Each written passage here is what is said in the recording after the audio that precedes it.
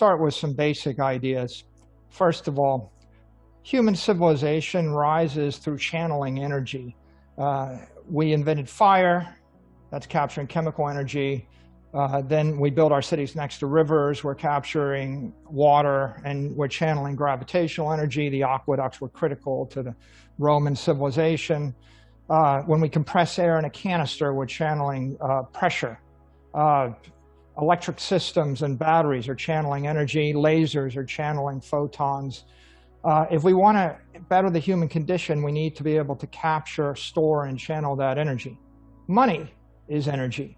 Money is a store of value, and it's also a technology that allows us to trade that energy over time and space.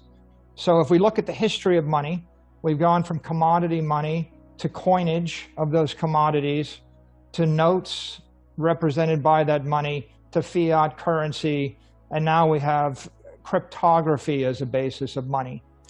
Now, sometimes gold advocates say that gold is the ideal money. Well, really, the ideal money, if God came down and God waved his or her hand and created the ideal money, it would be based upon Luca Pacioli's modern accounting principles of double entry accounting. And if you had godlike power and you could implement a double entry ledger like Pacioli introduced in 1494, and perhaps you could define 21 million units that are infinitely subdividable, trillions and trillions of times each, you could maintain that in magic space, and then you could settle everybody's trades instantly everywhere on Earth, everywhere in the universe, in a fair and equitable fashion. That would be a good money.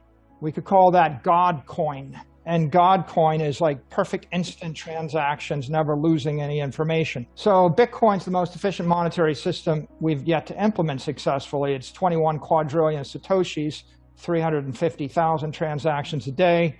It costs about 10 basis points of the monetary network to clear those transactions and to secure the network. And it stores the value and provides security to everybody on the network effectively for free after those transaction fees. Bitcoin's the most disruptive force in the century. In 12 years, it grew to $1 trillion in monetary value. That beats Google, Facebook, Amazon, Apple, and the like. That's the market sending us a message. It's the next chapter in the mobile wave. We digitized our photos, we digitized our videos. Now we're going to digitize our money, and our currency and assets are going to flow to billions of people. Money is collapsing. We've got a massive inflation problem. We're losing 1% of our value in currencies every single month.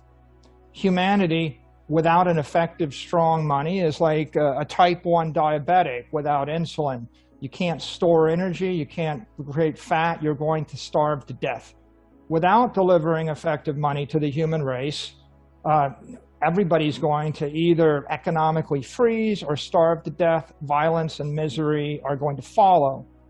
Gold's not a solution. It's not practical to distribute gold in small quantities to 5 billion people. Bitcoin is a solution. It is spreading at more than 200% a year. We're adding 3 million users a week. It's accelerating. If I wanted to give knowledge, music, and money to the world, in the 19th century, you did it with books, pianos, and gold. They're now antiques for the elite. In the 21st century, you're going to use the internet platform and Bitcoin, and you're going to provide iBooks and Google and YouTube. You're going to provide Apple Music and Amazon Music and Spotify to everybody, and you're going to provide Bitcoin as an asset for everybody. Gold used to be the best solution. It isn't anymore. The time has come to pass the torch from gold to Bitcoin. Bitcoin's humanity's first effective engineered monetary system.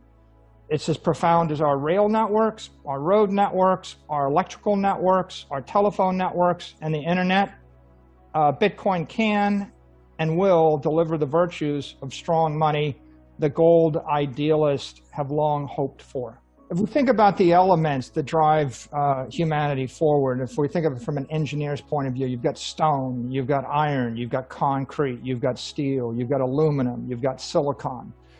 You can't build a computer without silicon. You can't build a skyscraper without steel. You're not going to survive if you don't pick the right element.